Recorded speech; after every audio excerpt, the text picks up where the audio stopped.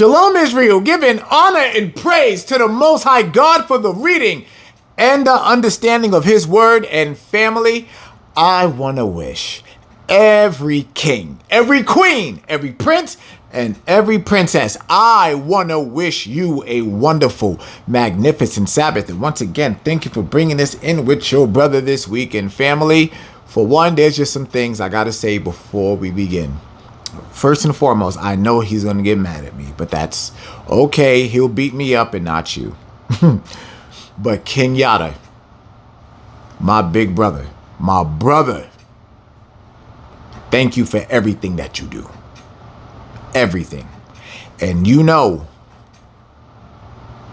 me, you, ride or die together. And I say that in front of all of Israel.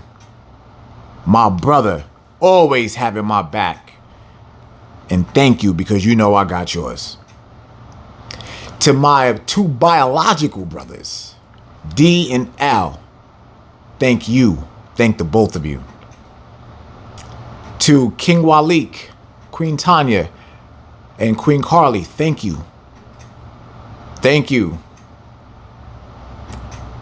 for being there for me when I needed you. Because the Father makes it clear, give honor where honor is due. And these individuals, when I was having a rough time or whatnot, you know, they're the ones that showed up for me. And they reminded me what family is all about. They truly, truly did. And I am so thankful, grateful, and honored that y'all are my family. And I thank y'all so much. Now, family, tonight, oh my goodness. Tonight, we're not going to play any games. None whatsoever. No games. We are going to talk about the characteristics in Israel, just as the Father explained it, not me. All right, take my little punk self and remove me from the situation. And we are going to hear what the Father has to say about Israel. And the thing about tonight, I want everyone, seriously, I really want you to pay attention. I need you to listen to the words that are coming out of my mouth as they come from the book. And I'm going to tell you this, if your book is not open as these scriptures are coming out, you are a major part of the problem. You are everything that it will explain here tonight, because you should be reading along. You should never take a man for his word. Make him prove everything that he says. Because when I come out of this book, you should be making sure that everything that is coming out of his lips is saying exactly what this book says, because people will trip you up. They will trip you. So don't fall for the okie doke, okay? You are smarter than that, and you know it. You're smarter than that. It doesn't matter what anybody told you. You're smarter than that. You're much smarter than that. All right? So let's go ahead. Let's get down to business. So we are going to be reading tonight, family, from the book of Hosea. And please forgive me. Let me go ahead and turn that off. All right? We are going to be reading from the book of Hosea Chapter 4. We're going to read the whole thing. And there's going to be a couple of detours that we do. As a matter of fact, let me go ahead and get that set up. But yes, family. Now, for one, again, I'm going to make this very clear. Everybody's Bible needs to be open. You should not ever listen to anyone that's talking about the Bible and the book is not open and they're not telling you where to go. I'm telling you, don't do that to yourself. All right, so here it is, starting with the book of Hosea chapter 4, verse 1. Hear the word of the Lord, ye children of Israel. Stop for a second. So important. Hear this word, children of Israel. Children of Israel.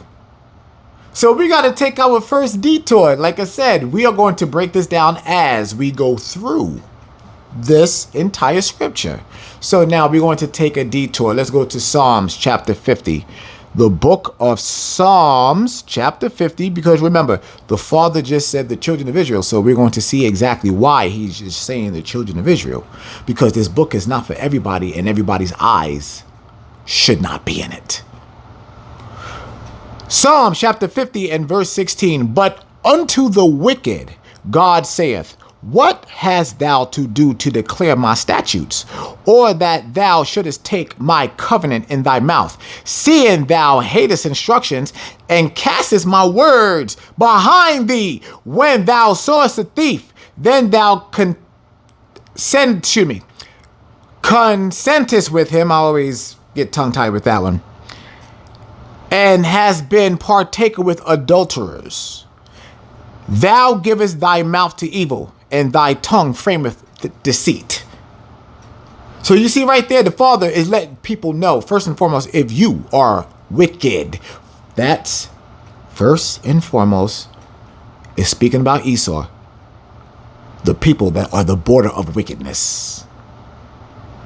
And he's about the other nations. Like, what in the world do y'all have to do with my book? Stay out of my book. That's why I don't be playing when I be out there. Some of y'all have seen it before. Like I said, when I'll be like, be telling people to stay out of our book. Mind your business. Stay out of our book. So now let's go back to the book of Hosea, and we're going to see what that very, very first line says. Watch this. Hosea chapter 4 and verse 1. Hear the word of the Lord, ye children of Israel. So now you see why it says that this book is only for us. It's only for us. Exclusivity. Our book. Hear the word of the Lord, ye children of Israel, for the Lord hath a controversy. For the Lord hath a controversy with the inhabitants of the land, because there is no truth, no mercy, nor knowledge of God in the land. Wow. All of that in that very first paragraph. Let's see what it says. First and foremost, there is no truth, no mercy, nor knowledge of God in the land. Now you have to really stop and ask yourself that question. Like, wait a second, what does God mean by that? What do you mean there's no knowledge of God in the land? Isn't there not a church on damn near every corner? Why did the Father make that statement? It's very simple. You know why? There's no knowledge in the land. People are being taught incorrectly. Lies and deceit are coming from the churches. Lies and deceit are coming from some camps. This is why I tell y'all all the time, make sure that your discernment is on point. Y'all better even do that with me. I tell y'all all the time, if I rub you the wrong way, go about your business. That means I'm not for you. And I'm cool with that. I'm absolutely cool with that. But make sure that you use your discernment. That's why I always tell you, make sure you open this book and read along. Read along, read along, read along. You're the fool if you don't, not me. Verse 2. By swearing and lying and killing and stealing and committing adultery, they break out, and blood toucheth blood. Is that not us? Ooh, is that not us? Didn't the Father say, everybody in this land will know exactly who we are? Didn't we just read last week that you will know by their fruits? Woo! Woo! Some of the rotten fruit among Israel. Rotten, stink.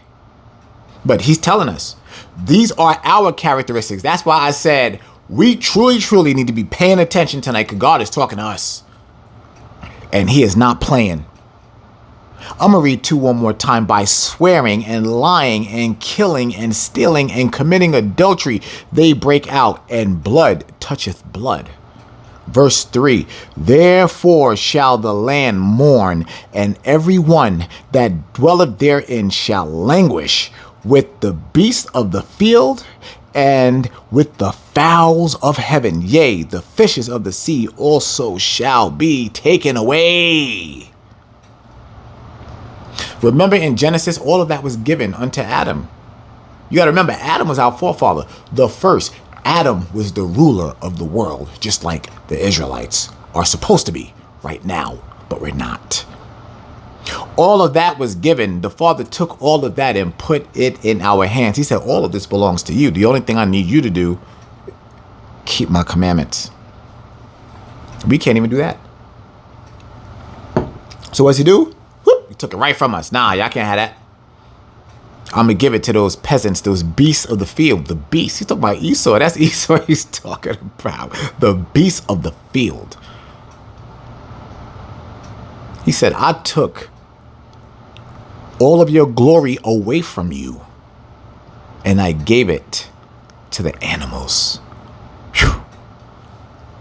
People don't be understanding when the Father be insulting you, boy. I'm telling you, he be right in your face. He be insulting you and people don't even realize it. Verse 4, yet let no man strive, nor reprove another, for thy people are as they that strive with the priests. So now, why did the Father say that? So we're going to take another detour. Now, family, please, I want you to go to the book of, let me see. As a matter of fact, no. Let's keep reading. No. Everybody gets that. Let's talk about the priests. Why? Because the priests have led us astray. We can read about that in Jeremiah. We can read that all over the place. We don't have to stray. Because people love to follow the priest. And there are a lot of priests today that are telling people the wrong things. And the reason why I'm doing this is because I want to go ahead and keep this moving. There's more detours that we're going to take. But everybody should understand that, all right? And if you don't know, go look at some of the other lessons. Verse 5, therefore shall thou fall in the day, and the prophet also shall fall with thee in the night, and I will destroy thy mother. Do y'all see that? Woo! Baby. So now we got to ask this question. I'm going to destroy our mother. So now we really got to put our thinking caps on for this one. Why is it saying this? First and foremost, when you look at today, who is the person that is dragging everybody to the church? Now we can go back to verse 2. Don't you be lying now. Don't you lie. You better not lie. Who is it? Who is it that drives everybody to the church? It's the Black, Hispanic, and Native American woman. And you know it. And you know it. That is the absolute truth. You have the sisters that'll try to take us to the Baptist church and Presbyterian and all that stuff or whatnot, because I love my pastor. And then you will have the Hispanic woman that will take them to the Catholic church because she loves her pastor. And the Native American that will do the very same thing. Why? Because she loves her pastor. That ain't cool.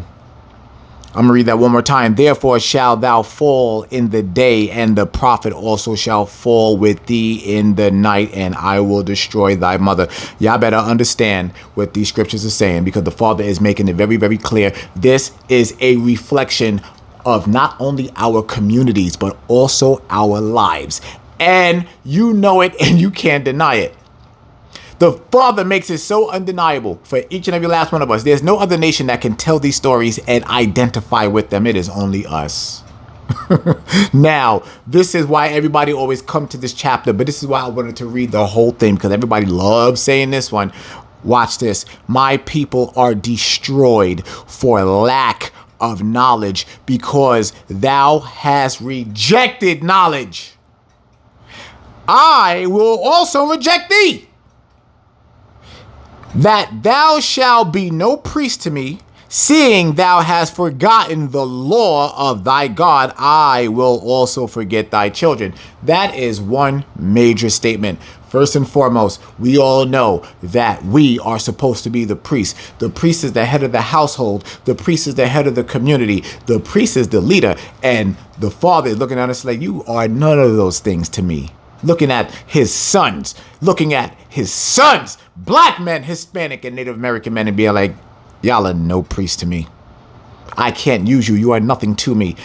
I cannot allow you to be an orator of my glory because you stink, because you are an embarrassment to me, because you are a rebellious child and you lack the knowledge that I gave you. Where's the knowledge? In the book. It's in the Bible. And we have all this knowledge in the book, and yet people will still read it and have no idea what it's talking about. Or you'll get a pastor that will sit it up on a podium and he'll read one scripture that has absolutely nothing to do with what it says, and then he'll go off on a complete tirade. Or you'll just have camps that will sit and read you the book, knowing that they are not who they say they are.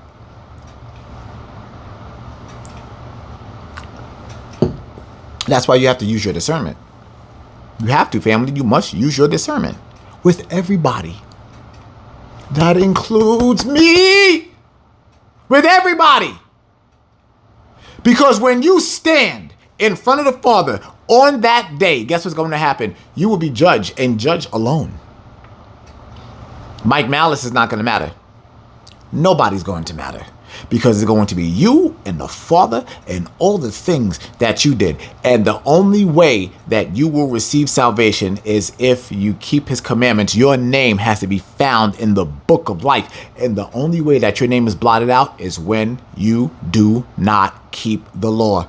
And as we read right here, I'm going to read verse 6 again. My people are destroyed for lack of knowledge, because thou hast rejected knowledge. You have rejected the laws that I have gave you. You have rejected the information that I have put in this book for you to read.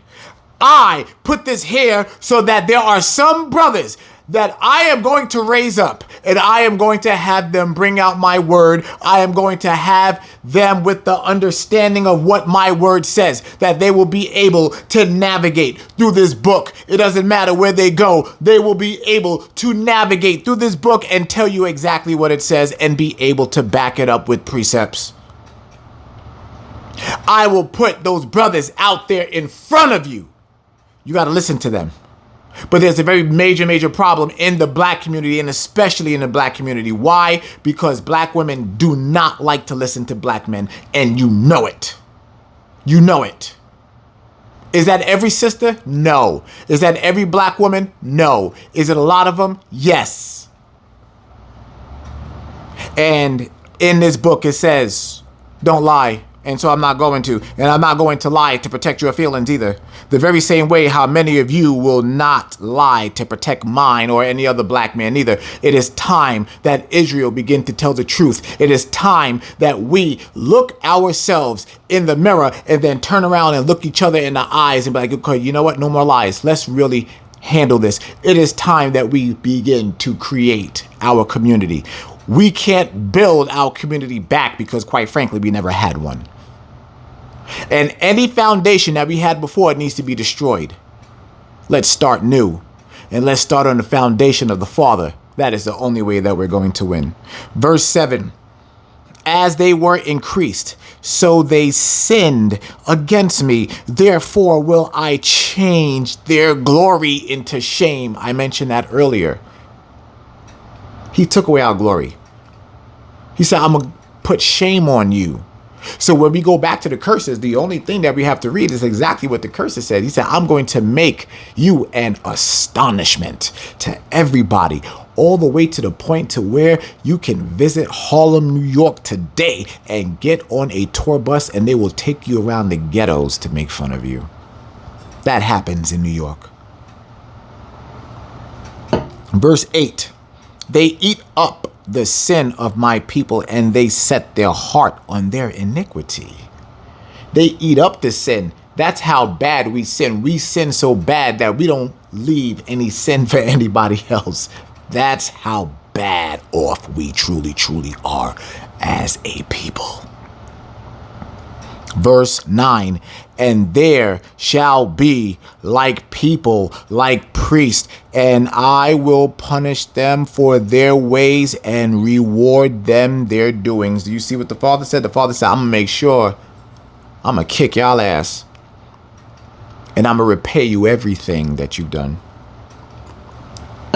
I don't think people really get that or understand when the Father says that.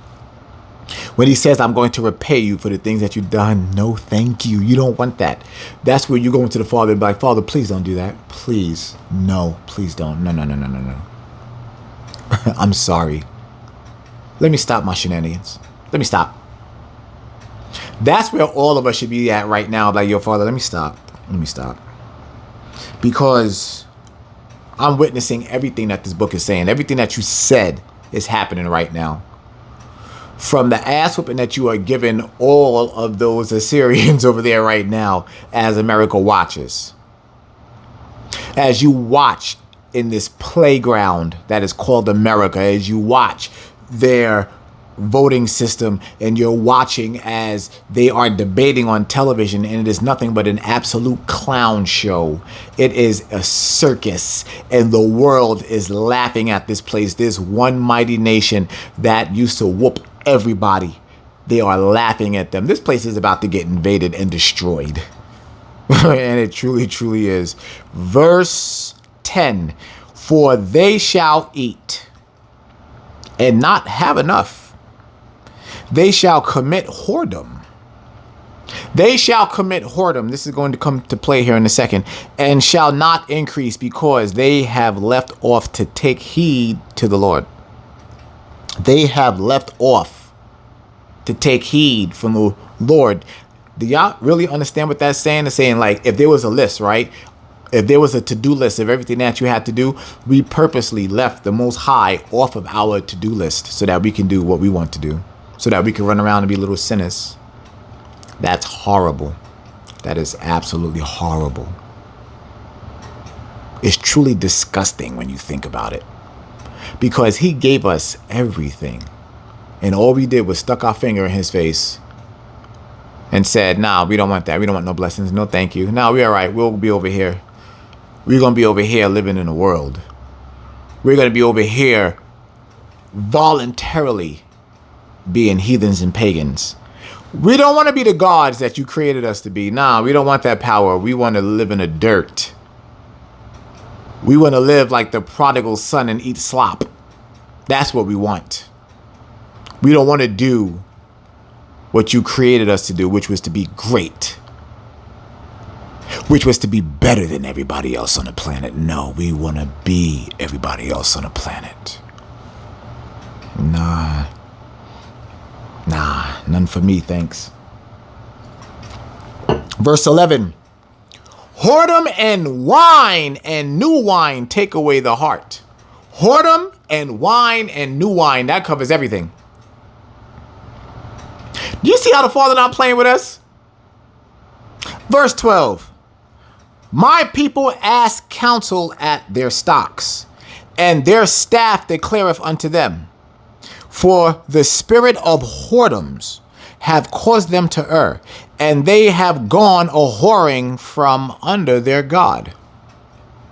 So now we got to take a detour, family, and y'all already know, at least most of you know exactly where we're going. Let's go to the book of Numbers, chapter 15 and verse 38, and you're going to find out exactly why wearing them fringes is so important for all of you that love saying, oh, we don't got to wear our fringes. No, we don't have to do that. But let's see exactly what the Father said, because we're going to take the two and make them connect. Numbers chapter 15 and verse 38, speak unto the children of Israel, just like we read in Hosea, those very first words, speak unto the children of Israel. And it's saying it right here too, to speak unto the children of Israel, Black, Hispanic, and Native American people. That's right. Yo, black ass, you ain't gonna run from this. You can't run from this. Watch. Speak unto the children of Israel and bid them that they make them fringes in the borders of their garments throughout their generations. That meant all the way back then, all the way until this very present day. And that they put upon the fringe of the borders a ribbon of blue, and it shall be unto you, and it shall be unto you, and it shall be unto you a fringe.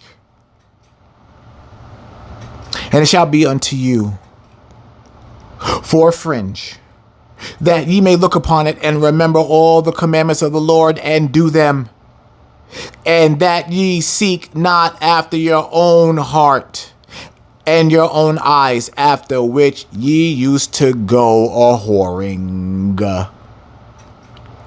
That ye may remember and do all my commandments and be holy unto your God,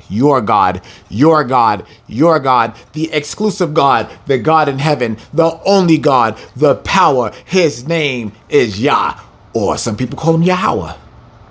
Some people call him I am. Some people call him jealous, but there's one thing he is. He is our Father. He is real. He is 100% absolutely real. And so many of us want to continue playing, and that's the thing. We got to stop playing. We have to stop playing. I'm going to read 40 one more time. That ye may remember and do all of my commandments and be holy unto your God. Be separate, be separate, be separate, be separated. We talked about that last week. The Father said, be ye separate, be ye separate. You have no communion with darkness if you are in the light, man. So now let's go back to the book of Hosea, chapter 4. Let's go down to verse 12. So now that we read all that, let's read this one more time. My people, as counsel at their stock and their staff declareth unto them, for the spirit of whoredoms have caused them to err, and they have gone a whoring from under their God. I just read that, man. I just read that in the book of Numbers. That is why these are so great. Can we see it? Can we see it? Let me stand up for a second. Right there, these fringes with the border of the ribbon of blue. And that is why we are supposed to wear our fringes. It is for a reason. And for all of you out there that want to think that you do not have to wear them, God is going to kill your ass. He is gonna kill you. He is going to destroy you.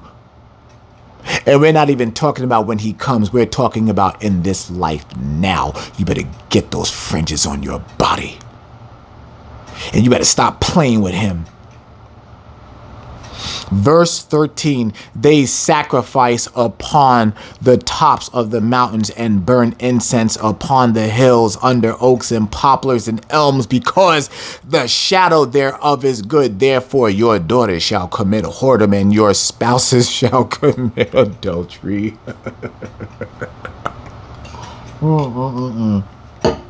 Is that not our people, family? Is that not our people? Is that not our people? So many people could try to run from this, but it's not going to do you any good, because this is all truth. That's why at the very beginning of this chapter, it said what it said. That's why we're reading it now. You can't run away from this. None of us can run away from it. I for damn sure couldn't. I couldn't even run away from this. And as slick as I thought my little black ass was when I was out there in that world, I couldn't run from this. And the Father punched me right in my face, put me on my knees and said, you're going to submit, you little bitch. You're going to submit. Who do you think you are? And I'm talking about me. He made me submit. And sat me on my ass because I thought I was out there being cute. He said, nigga, you ain't no different than nobody else. Get on your knees. And here we are today. And here we are today. I have absolutely no shame whatsoever serving my Father. Serving him with gladness. Verse 14. I will not punish your daughters when they commit whoredom, nor your spouses when they commit adultery, for themselves are separated with whores, and they sacrifice with harlots. Therefore the people that doth not understand shall fall. Why? Why does it say this? He said, I ain't gonna punish them. Why? Because you're the priest. It's the priest that's at fault. It's the men's fault. It's our fault. You read it for yourself. He said, I ain't gonna punish your daughters. I ain't gonna punish your wife, nigga, because you evil. They following what they know. You're evil. So when we read scriptures like 2 Corinthians chapter 6 and verse 14, and you got with somebody and you remain with them or whatnot, then guess what? You like it. You stayed with that person. Because the Father told you, you can't have any communion with that person. So when you stay with them, all you doing is telling on yourself. When we take this book and we line it up with our lives, there is no excuse. Not one. Because the Father told us to get away from that. What did he tell us? Run, run, run, run, run. And what do people do? They stay right there. They stay right there. Oh, I'm going to tough it out. I'm going to endure this. He didn't tell you to endure that evil. He said, get away from it. Run from it. Run. What did the Father say he hate? He hates feet that run to sin. He also hates sinners too. You'll have somebody try to combat me with that. No, you better pick up this book and read it, because the Bible says God hates sinners. Verse 15. Though thou Israel, play the harlot, yet let not Judah offend, and come not ye until Gilgal, neither go ye up to Bethaven, nor swear the Lord liveth. What tribe did he just mention? What tribe did he just mention? Who's the top tribe? Judah. So this is to every so-called African American. We have such a responsibility, not only for ourselves, but for our children and the other 11 tribes. We have that responsibility on us. And as you see, the Father's not letting up on our responsibility either. If we don't do what he tells us, he's gonna kill us. He's going to destroy us. As we already see what's happening right now in our community. We've seen the fall of our people since the year 1996 all the way up until now. And it's only getting worse. And so here we are, as men, some of us, not all, trying to do the things that we need to do to fix our community, and yet there's always the devil to come in and throw a monkey wrench in the things that we're trying to do.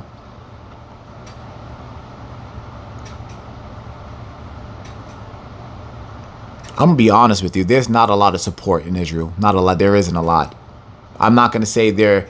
I can't say that there's no support or no love, because that would be an absolute, and that's just not true. There's some support. It's not a lot though, and it's not a lot. And there's a lot of hatred in Israel. A lot. All the way, like I said, to the point to where people can't even say another camp's name and stuff like that. And I'm sick of that. I'm not, and I told y'all before, I'm not doing that. I'll say whatever I want, whenever I want to. How stupid and asinine is that? Oh, I can't say this person's name. Yeah, watch me. Listen to me when I say it. Stupid. All right, let's go. Verse 17. Ephraim is joined to idols. Let him alone. That's talking about the Puerto Ricans. Like I told y'all a couple weeks ago, I remember on Flatbush Avenue when I was little, seeing all those idols and stuff. They used to have them like in the windows. They used to light the candles and everything. And they would like have them like at the laundromat too. You know, oh man, it was so creepy. It was bizarre. It was so bizarre to see that stuff. Did not the Most High make this clear? Because even with Ephraim, we got to remember, let's go back and talk about the history of Ephraim or whatnot. Ephraim was a hoe. And he was, man, like I said, we talk about whoredom right now. And Ephraim he was a hoe out this piece. And he was. We got to chill with that. Like I said, we understand, we get it, you know. And not all of us are like that, because not everyone in Ephraim is a whore. We know that. Not everyone in Judah is a whore. Not everyone in all of the rest of the other 10 tribes are whores either. Not everybody, but there are a lot of us that have those characteristics. And the Father made it clear. And he didn't care about anybody's feelings either, did he? Nope. Verse 18. Their drink is sour. They have committed whoredom continually. Her rulers with shame do love. Give ye. So we talk about two powerful tribes right now, boy. Like I said, between Judah and Ephraim. Woo, woo.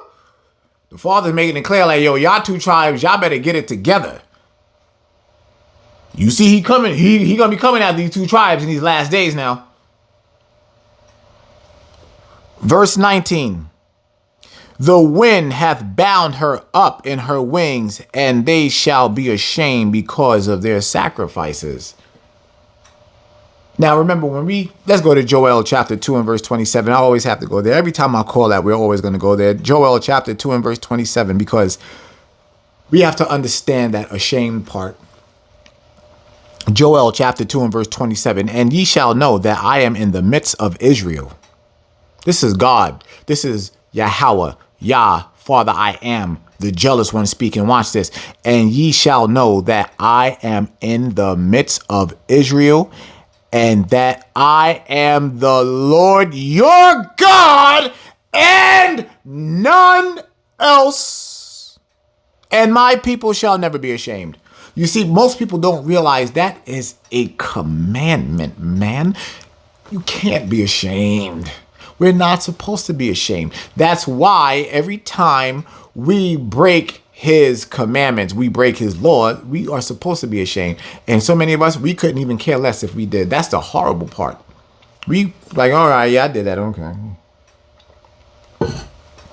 And the father is sitting up there. Remember, Yahushua, he made a whip. Can you imagine what the father cooking up for the disobedient?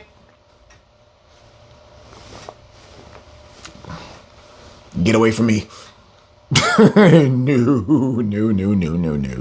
I don't want any of that. No, thank you. No, thank you. No, thank you, Father. None for me. We got to do better, family. We do. We have to do better. Because this is horrible. This is absolutely atrocious. To the point to where we can come in this book and read it and it can reflect our lives. We look at each other and it is a mirror when we look at each other. Black, Hispanic, and Native American people. We got to stop. We have to stop disrespecting the Father. We have to stop disrespecting ourselves. We have to stop disrespecting our nation. We have to stop disrespecting each other. We have to do better. We must do better. We have to stop lying to each other. We have to start loving each other more. More. Love has been initiated, but it's not enough. It's just not enough. And how do we love each other? By doing what this book says. Because remember, one of us fail, we all fail. There is no unison in our communities, Black, Hispanic, nor Native American. All three communities have been destroyed. We are the only three communities on this planet that are destroyed in that context. Gotta tell you right now, the Indians, when they got a problem, they get together. Esau, when they got a problem, they get together. The Chinese, when they got a problem, they get together. The Africans, when they got a problem, they get together. The Arabs, when they got a problem, they get together. Black people, when you got a problem, we hate each other. Hispanics, when y'all got a problem, you hate each other. Native Americans, when y'all got a problem, you hate each other. And that's the truth. No more lies and no more pampering. We gotta do better. We have to do better. And until that time comes, we're going to continue to fail. And I don't want to fail anymore. I don't want to fail anymore. I don't want my people to fail anymore. Are you not tired? Seriously, are you not tired of all of this? Aren't you ready to go home? I am. I'm ready to go home. So family, let's start doing what we need to do to go home. And I love you guys. I'm not going to take up any more of your time. This is the Sabbath. Rest. I love you guys. If it's the Most High's will, I'll see you next week.